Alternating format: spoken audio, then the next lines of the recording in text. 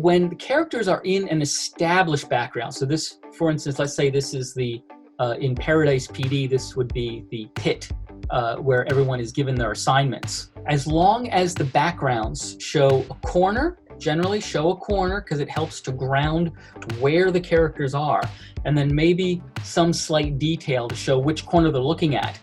Backgrounds can put together from existing backgrounds and drop those into the storyboard. But you want to make sure, no matter which angle you're looking at, that there's generally a corner somewhere in the room. It helps to ground the character, because if you have just a flat line, it becomes so stiff and so shallow that it's not interesting at all. So we are trying to make sure that the characters are the most interesting part of the background, but we don't want the background to be so boring and so flat that the entire shot becomes like we're just looking at someone standing in front of a photograph of a background. When punching into a close-up, and what that means is we'll have a show, an establishing shot that shows where the characters are. And in this case, I have designed, they're in an alley, so I made sure there's a dumpster, there's a trash bag, stuff, bars on the window, something that makes it look like a seedy alley.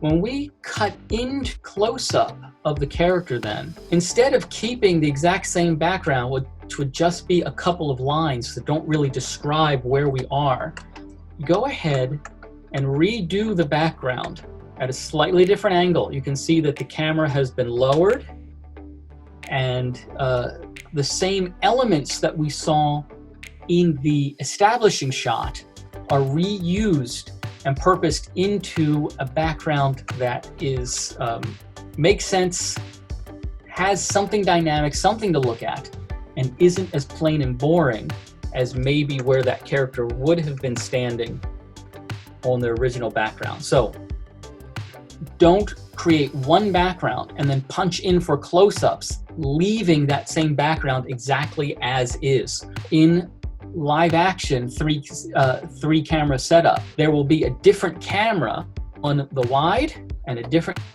on the close-up, and they're going to have slightly different views and perspectives. And like I said, we want to emulate how live action is done, and so we want to do setups in a similar fashion. When we talk about clean setups and clean drawing, here's something I want you to keep in mind.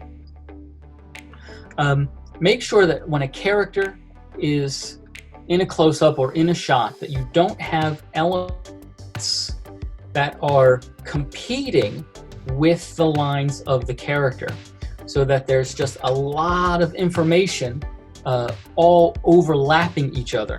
For a storyboard, now it may be that when the background is finished, there will be some elements that are with the character, and color is going to make sure that there's enough of a difference that it doesn't interrupt. But for the storyboard phase, it is very important to frame elements away from the character so that the character is immediately visible and easily seen, because a lot of these shots are going to be on for less than 1 second. And so we want to make sure that the character stands out, is immediately read by the audience, especially without color or shading or any of the elements that will help the character stand out.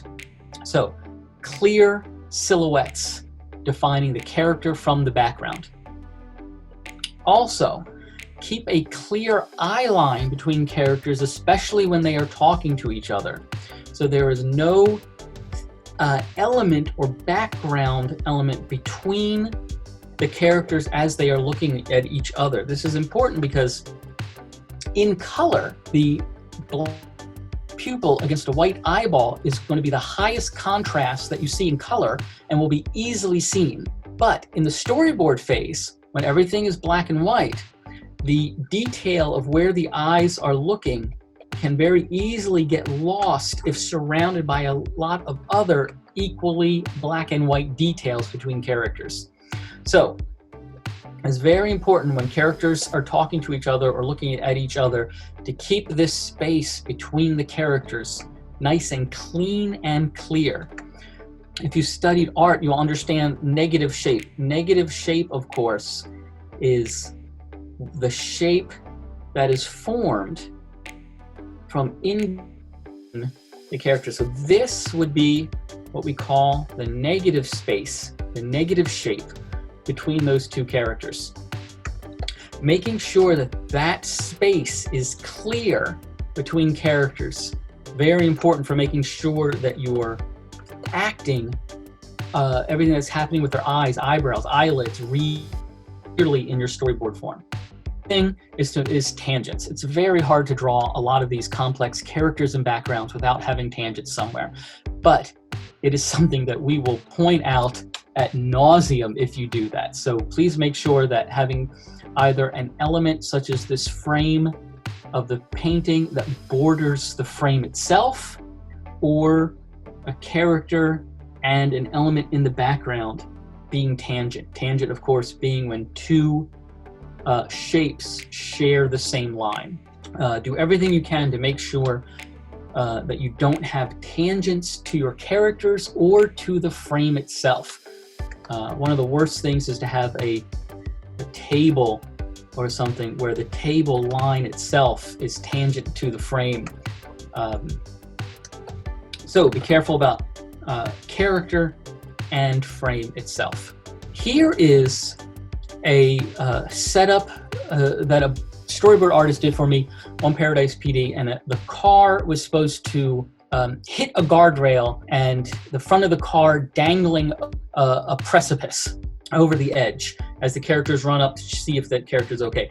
Now, this background is what was turned in, and there's simply not enough information to understand what's going on, where the car is in relation to a master background that might be drawn later, or to understand that the car is dangling over a cliff. So this is the background that I redrew in order to turn in.